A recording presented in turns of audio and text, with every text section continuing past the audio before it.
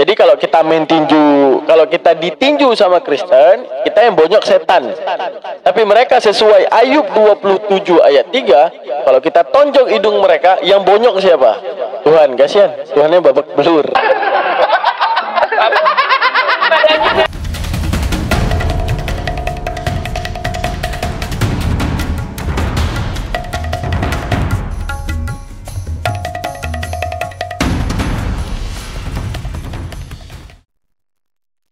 Oke, assalamualaikum warahmatullahi taala wabarakatuh. Kita akan melihat cuplikan daripada Edis TV. Dia ngangkat satu tema ya teman-teman ya.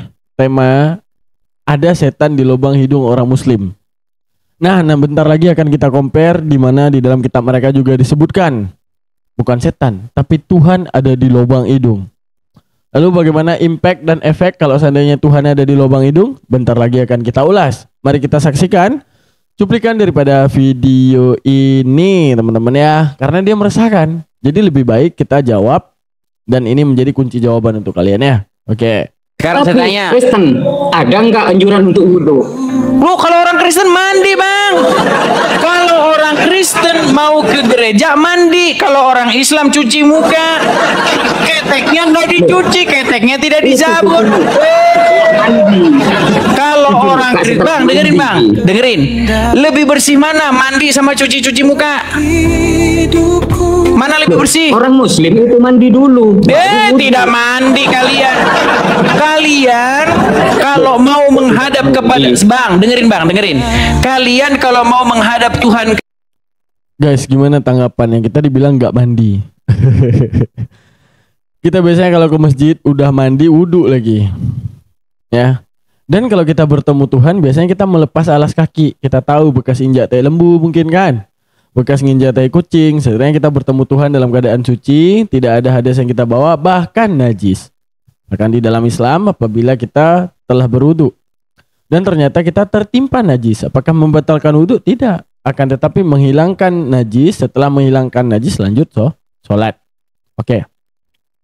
Tapi kalau mereka masuk ke gereja pakai sepatu, apakah mereka ada hukum bersuci? Tidak. Lalu bagaimana kalau seandainya mereka tadi ke kamar mandi, setelah daripada kamar mandi ternyata pas dia pipis, ya kan? Setelah pipis ujungnya ternyata masih keluar kencing sedikit, ya, bekasan, atau kecepirit, ya, keluar mencret tipis pas kentut. Oke, memohon di depan Tuhan, bawa tai, bawa kencing, nggak apa-apa. Itu mereka. Jadi kurang ajar depan Tuhan pun nggak apa-apa. Tapi kalau kita punya ketentuan, apa ketentuan dalam fikih? Di mana ketentuan di dalam fikih mengekang manusia untuk suci bertemu dengan Tuhan, yaitu apabila kamu berhadas, kentutnya kamu. Jadi itu sebenarnya untuk fasal teman-teman. Apa itu fasal? Yaitu memberikan jarak. Contoh gini, andaikan kentut tidak membatalkan wudhu, maka kita lagi berdoa Bismillahirrahmanirrahim, Alhamdulillahirabbil alamin, keluar kentut. Nah kita lanjut sholat. Jadi seakan-akan di mana sopannya kita di depan Allah. Sama seperti kita ngomong di depan orang, ya kan? Mungkin di depan orang kita bisa bilang maaf karena itu manusia. Tapi Allah lebih spesial, karena kalau kamu kentut ya udah wudu dan balik lagi untuk menunjukkan apa? Bahwa kembali kepadaku dalam keadaan suci. Terus apalagi najis. Apabila kita ya keluar kencing yang menempel pada pakaian, apa yang harus kita lakukan? Yaitu membersihkan pakaian tersebut lalu ketemu Allah. Artinya mengganti pakaian tersebut. Kalau seandainya bisa dicuci. Kalau seandainya nggak bisa dicuci, maka ganti pakaianmu dan bertemu Allah. Itulah Muslim. Bagaimana kemudian dibina? Mereka ada? Tidak ada. Mereka diajarkan untuk kurang ajar saat bertemu dengan Tuhan. Misalnya mereka dalam perjalanan ke gereja, bekas ternyata pas dalam perjalanan terinjak tai anjing. Apakah mereka dianjurkan ganti sepatu? Enggak, masuk aja gitu. Kalau tiba-tiba lagi berdoa, Tuhanku yang ada di surga, gentut. Nggak ada pembatasan. Maaf Tuhan, lanjutin ya doanya gitu. Gitu. Maaf Tuhan, tadi aku siap makan seblak level 5. Jadi ini tidak sengaja Tuhan, ya gitu. Kalau kita enggak, kita diajarkan untuk adab, bertemu dengan manusia dan bertemu dengan Tuhan, gitu ya. Kalau mereka nggak ada, biasa aja. Mau bekas lu kecipirit, mau kentut lu berdahak. Kentut berdahak tahu nggak teman-teman gimana? Kentut berdahak itu terjadi kalau terlalu banyak makan rujak ya teman-teman ya. Oke lanjut. Kalian mau masuk ke masjid, kalian tidak mandi tapi cuci-cuci muka saja. Betul? Betul? Nah, kalau kami mandi, Bang. Mandi yang bersih, kalau tidak mandi bau. Sungguh kamu termasuk orang yang Islam baru mengajak diskusi. Di dalam Islam itu dianjurkan membersihkan hadas besar. Nggak, seharusnya kita tanya ke Edis ya. Emang ada kewajiban pergi ke gereja mandi? Berarti pasti ada dong yang pergi ke gereja nggak mandi. Kecuali omongan Edis ini keren. Kalau seandainya ada kewajiban dalam Kristen, ke gereja wajib mandilah kamu. Wajib, ada wajibnya. Ini kagak ada wajib. Maka tidak mustahil ada orang ya udah nggak mandi 3 hari ke gereja gitu. Sama kayak kita. Kalau kita mungkin setidaknya ada mau pergi Jumat aja ada mandi sunnah Jumat ya teman-teman ya. Oh kalau kita banyak dosa ada mandi sunnah taubat. Oh kalau seandainya kita berhadas, hadas besar, maka ada yang namanya mandi junub. Ada yang namanya adat-adat membersihkan diri dan itu menjadi perintah daripada Tuhan. Kalau mereka nggak ada perintah, ya kan? Menunjukkan apa? Ya namanya juga ajaran yang datang dari manusia. Maka segala mekanismenya itu tidak baku dan bagaimana cara mereka menilai Tuhan. Itu pasti terjadi. Hadas besar itu yaitu mandi. Oke, sekarang begini Bang. Sekarang begini. Saya punya teman. Dia habis habis nukang. Tok, begitu kan keringetan. Oke? Nah, lalu terdengarlah suara azan azan siang, ya kan? Azan jam 12, ya kan? Nah, lalu saya tidak lihat dia mandi. Dia hanya mengambil air wudhu, dia cuci-cuci saja. Tidak mandi, keringatnya masih nempel di situ. Nah, ya karena memang mandi bukan satu landasan wajib. Karena landasan yang wajib itu kita menyucikan diri daripada hadas besar dan hadas kecil. Ya kan? Akan tetapi kalau ini dijadikan perbandingan oleh Edis, kita tanya, emang ada kewajiban dalam Kristen wajib mandi ke gereja? Ya kalau nggak ada berarti ada dong orang ke gereja nggak mandi, pasti, ya kan, kecuali diwajibkan, gitu. Kalau orang Kristen Bang, kalau mau ke gereja dia mandi. Bacot, pasti ada orang ke Kristen pergi ke gereja lupa mandi, pasti ada, kecuali diwajibkan. Wajib bertemu Yesus mandi, berarti arti wajib apabila tidak dia lakukan, berarti tidak sah dia ketemu Yesus, kan gitu. Kagak ada, abang mau dibohongin, untung bukan debat sama saya. Kalau debat sama saya emang ada wajib. Tunjukkan dalilnya. Wajib mandi kalau ke gereja ada. Bersih mana Bang? Mandi sama cuci-cuci muka? Wah abang ini kegiring dia. Tahu Anda Bang, saya tanya dulu, lebih bersih mandi atau cuci muka? Lebih bersih mandi. Nah, artinya orang Kristen lebih bersih Bang. Kalian cuci-cuci muka, kami mandi. Ini jangan kebawa. Emang orang Islam kagak mandi kalau ke masjid? Sama kayak Kristen juga. Bagaimana sama kayak Kristen kalau soal mandi ya? Kalau soal mandi ya pasti ada orang yang pergi masjid yang mandi dan tidak mandi. Sama kayak ke gereja pasti ada orang yang mandi dan tidak mandi. Itu pasti dong, pasti. Kan nggak bisa dipungkiri. Kecuali ada kewajiban di dalam gereja wajib mandi kan nggak ada. Agar tapi kalau kita setidaknya kita punya hukum mandi. Ada sunnah-sunnah yang diajarkan oleh Rasulullah. Sunnah mandi hari Jumat. Untuk menunjukkan apa? Bahwa bersih saja kita diatur Tuhan. Kalau mereka siapa yang ngatur kebersihan mereka? Nggak ada. Mulu mandi, mulu injak tai kucing, masuk aja ke gereja tuh, bodo amat itu, ya kan? Kalau Anda bercerita tentang teman Anda, apa boleh saya bercerita tentang bos saya, juragan saya? Bang, sekarang kita bicara secara umum. Kita jangan bicara satu persatu. Oke, baik sekarang. Dia secara satu persatu, secara umum. Emang umumnya orang-orang dibohongin abang nih. Emang umumnya orang muslim ke masjid kagak mandi seperti yang Edis bilang. Abang jangan ke bawah. Hah, umum? Emang umumnya orang muslim ke masjid kagak mandi? Berarti kalau mandi nggak sah dong. Kalau pergi masjid berarti wajib nggak mandi kalau ke masjid. Gitu bang tanya. Jangan kejebak Edis. Dia bilang umum. Padahal tadi dia buat contoh bukan umum ya, temannya. Udahlah bang, jangan kebawa pokoknya. Sekarang begini Saya bang. punya bos, ya saya punya juragan, yaitu orang Kristen. Terus? Dia, bos saya itu, dia di rumah makan. Lah, pada hari Minggu, pas dia mau pergi ke gereja, habis goreng-goreng dia habis, langsung berangkat. Ah, bohong.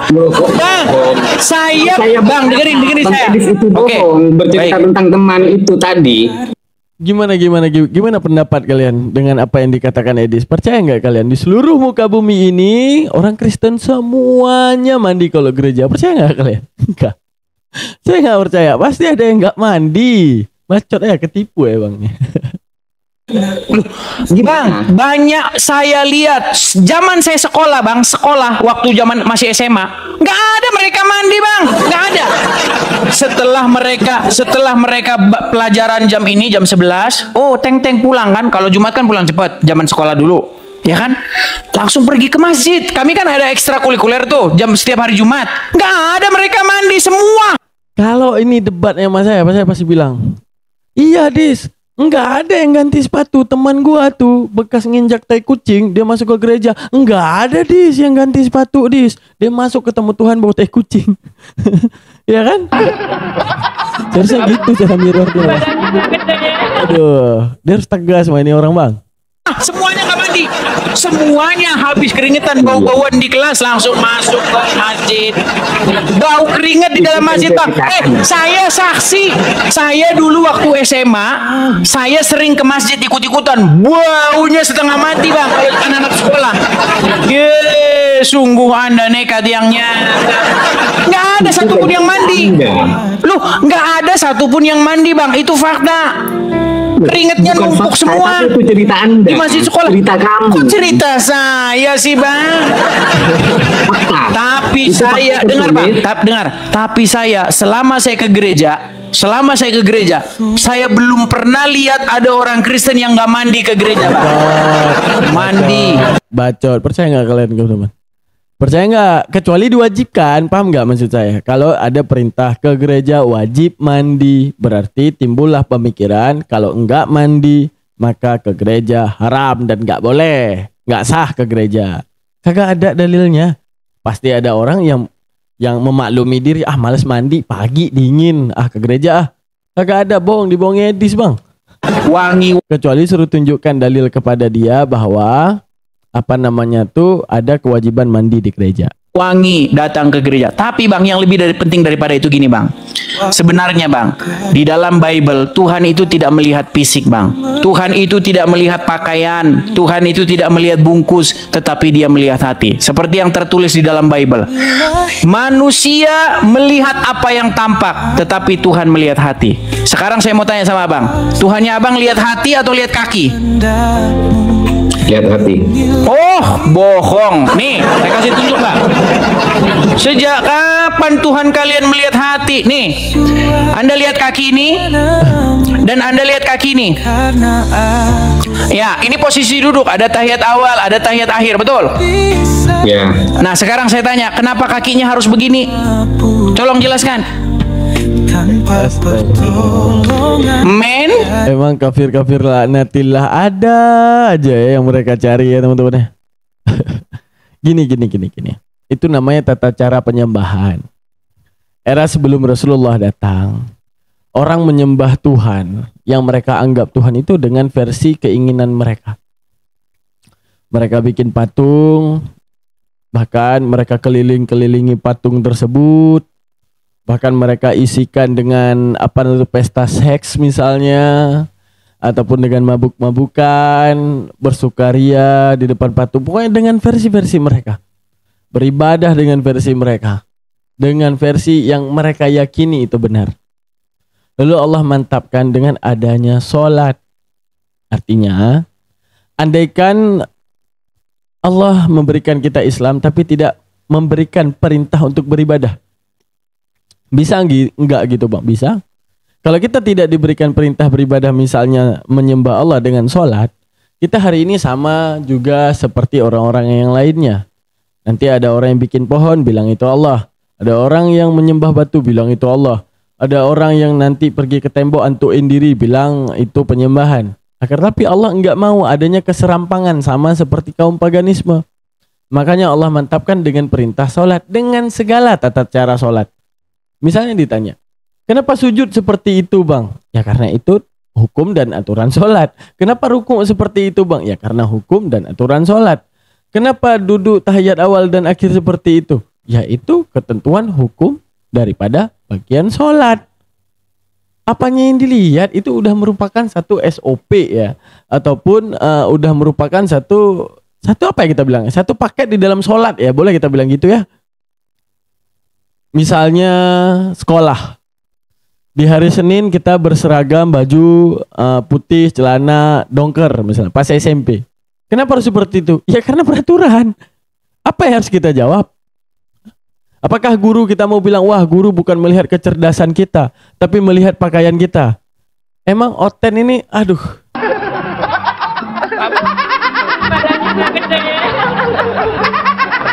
Seharusnya kalau dia mau protes tuh cara ibadah, dari dulu dia protes semua orang loh. Ibu, kami sekolah karena kami mau pinter. Pinternya kami dinilai bukan dari pakaian. Jadi kami bebas hari ini mau pakai kolor doang. Ya, mau nggak pakai sempak, mau ngapain, mau baju ke dalam, mau pakai kemeja, mau pakai kaos, enggak. Yang ibu harus nilai kepintaran kami, bukan baju kami. Kan lucu, lucu, meledak kepala kita. Alhamdulillah kita Islam ya, bukan Kristen ya. Kalau Kristen nasibnya bakal gini, apa Kristen gini semua ya? Bagaimana sih? Saya jadi heran loh. Mereka itu punya pemikiran yang aneh seperti itu datang dari mana ya? Men seret. Coba jelaskan Pak. Ini kenapa harus begini dan ini kenapa harus begini? Apa ini kaitannya dengan Tuhan? Makanya saya bilang Tuhan Anda melihat kaki. Tuhan di dalam Bible melihat hati manusia. Kita membawa hati kita kepada Tuhan. Tapi Tuhan kalian tuh liatin kaki. Salah dikit kakinya tidak sah sholatnya Pak. Ya kayak tadi kita bilang, ibu guru nggak melihat kecerdasan kita. Ibu guru nggak melihat kita adalah murid berprestasi. Ibu guru adalah orang yang melihat pakaian kita. Bisa kita bilang kayak gitu. Kita wajib pakai tali pinggang ke sekolah. Terus sepatunya harus ikut peraturan. Baju putih, celana dongker. Wah, ibu nggak melihat kecerdasan. Aduh, aneh ya. Kenapa lu kalian ketika udah jadi Kristen, kepala kalian tuh emang bener-bener down, kosong, dan gak pernah bisa aktif. Kenapa ya? Walaupun begitu, Muslim tidak akan tahu kenapa kakinya begitu, kecuali berasumsi. Iya, saya berani terjun dari Monas bang. Kalau ada orang Muslim yang tahu ini kenapa harus begini kakinya, lompat. Ya karena peraturan. Kenapa sujud harus begini? Ya karena peraturan. Kenapa rukuk harus seperti ini? Ya karena peraturan. Peraturan dalam. Kalau kita tanya kenapa harus baju putih di hari Senin dan celana dongker, pasti saya lompat dari Monas kalau guru tahu. Enggak ada, itu peraturan. Misalnya syarat masuk gereja di hari ini pakai celana semua baju hijau. Apa ya? Ya peraturan. Paham enggak? Atau apapun misalnya harus upacara. Ya peraturan. Gimana sih cara kita bilang? Ini satu tata cara dan sistemnya. Akan tetapi bahkan kalau kita adalah Muslim, apabila tidak sanggup untuk duduk seperti itu, dimaafkan. Mungkin ada yang namanya orang yang kan kakinya nggak lentur semua. Ada yang namanya kaki nanti ada yang asam urat misalnya. Atau yang memang nggak bisa duduk seperti ini. Ya dimaafkan dengan mode duduk yang lain. Ya kan? Serba maklum dalam Muslim. Terus dia pertanyakan, nggak ada yang bisa jawab. Ada. Ya karena peraturan sholat gitu. Kelar. Sama seperti kenapa kita harus pakai baju putih. Kenapa kita harus pakai baju pramuka. Ya karena peraturan. Saya dari Monas, kecuali ngarang. Kalau ngarang pinter bang. Oh itu kaki begini biar sehat. Kalau begini itu syaratnya begini. Tapi semuanya ngarang, nggak ada dalilnya. Coba tunjukin dalilnya di hadis. Kenapa posisinya harus begini? Satu ditekuk begini, satu begini. Coba. Gini bang, ya. Silakan. Ini berarti sudah pergi dari tema yang tadi ya? Oh mau balik lagi ke tema? tema yang tadi itu belum selesai. Oke, silakan. Oh, kalau ini nanti langsung meninggal dia. Kita balik lagi. Nanti kalau kesini langsung meninggal sudah. Oke, kita balik lagi ke tema yang tadi, silakan. Mulai tadi yang dibahas, banyak Muslim itu kalah, itu tentang tema ini. Silakan. Jadi saya mau menyelesaikan tema ini dulu. Silakan Bang, silakan. Ya. Ada setan di lubang hidung orang Muslim. Betul kan? Kenapa tema ini ada tambahan kalimat Muslim, sedangkan dalam hadisnya itu tidak ada? Karena di hadis ini berbicara tentang Muslim. Kok bisa Bang Edis itu bilang berbicara tentang Muslim? Karena Muhammad ngomongin itu pasti sama pengikutnya, dan pengikutnya itu Muslim. Nggak mungkin Muhammad lagi ngomong sama orang Kristen. Mana berani dia ngomong begitu sama orang Kristen, sama orang Nasrani. Itu kepada orang. Iya, orang itu Muslim tidak? Loh, Bang Edis orang apa bukan? Bang, di dalam konteks Edis ini orang apa bukan? Oke, langsung kita jawab aja ya. Oke, sambilan kita ini mirroring teman-teman. Di dalam ayat 22 ayat 7 ya. Ada roh Tuhan di dalam hidung orang Kristen. Lalu relevansinya gimana? Bentar lagi kita akan tunjukkan. Kita jawab yang ini dulu. Gini teman-teman. Setan itu adalah sesuatu ciptaan yang gaib. Nggak ada yang tahu. Namun apakah itu hakikat? Para ulama berpendapat bahwa itu bukan makna hakikat. Rasulullah ingin memberitahukan bahwa berwuduklah kamu karena wudu akan memelihara kamu. Contoh kenapa kita kalau marah kita disuruh berwudu. Karena kalau kita marah itu setan ada di dalam setiap aliran darah kita yang membuat kita menggebu-gebu, bahkan berani melakukan tindakan yang tak seharusnya kita lakukan. Itu. Oke. Rasulullah berbicara keseolah-olahan di dalam hadis ini, seolah-olah gini. Seolah-olah adanya setan, maka dengan air bersihkanlah hidungmu, dinamakan dengan istinsyak. Oke. Karena gini, hakikat daripada air yaitu membersihkan. Hakikat daripada air membersihkan hidung. Oke, membersihkan hidung ataupun dinamakan dengan istinsyak. Seakan-akan ada setan di dalam hidungmu, maka bersihkanlah. Tapi enggak, dia enggak mau ini maknanya seakan-akanan. Dia mau ini makna hakikat. Oke. Berarti kalau makna hakikat, setan wajib ada di dalam hidung, ya kan? Oke. Bagaimana kalau kita juga berpegang di atas standar yang sama terhadap kitab mereka? Oke, mari kita tunjukkan satu data kepada mereka.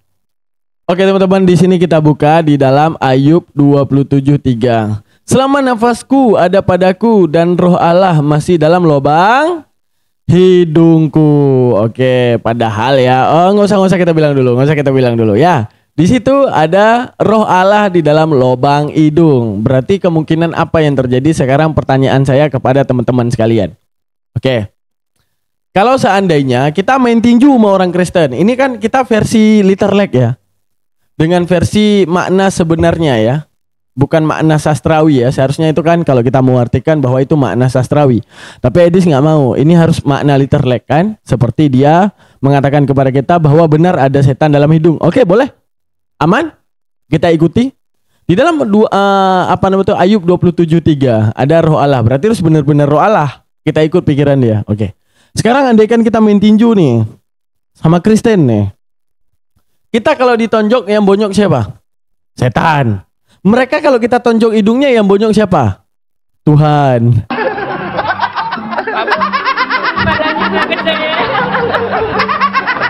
Oke.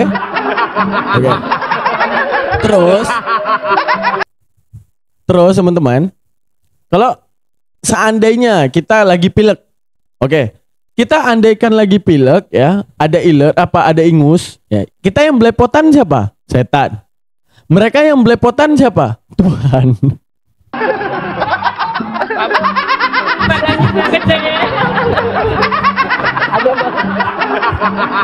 Kasihan Tuhannya belepotan sama ingus teman-teman. Ya kan? Dia maunya, padahal kita, oke, sekarang kita jujur. Kita untung adalah orang yang pintar, nggak sama kayak Oten otaknya ya. Kita tahu bahwa ketentuan itu bukan literlek. Maksud bagi mereka selama roh Allah masih dalam lubang hidungku. Artinya masih diberikan nafas oleh Tuhan mereka. Itu versi kita karena kita pintar. Oke? Mereka nggak nampak kalau itu adalah keseolah-olahan.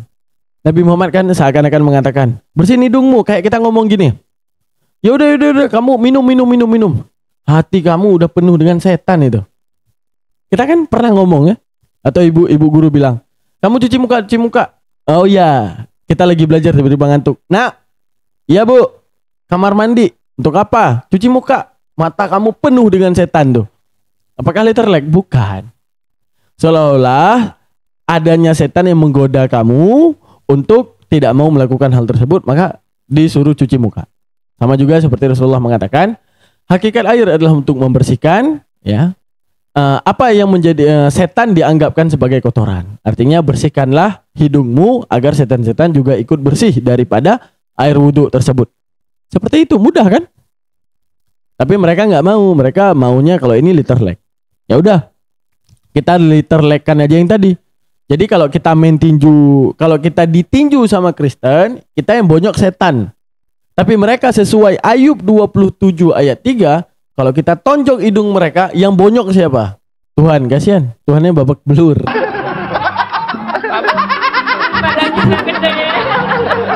Oke, terima kasih banyak. Jazakallah. Udah kita ini ya, udah kita reaksi. Sampai bertemu di next video teman-teman. Jangan lupa subscribe, like, dan komen. Jangan lupa titipkan komentar. Dan jangan lupa untuk kemudian kalau ada yang ingin membantu Bang Daman dalam pengembangan dakwah, boleh di rekening yang ada di bawah ini. Makasih banyak. Assalamualaikum warahmatullahi wabarakatuh.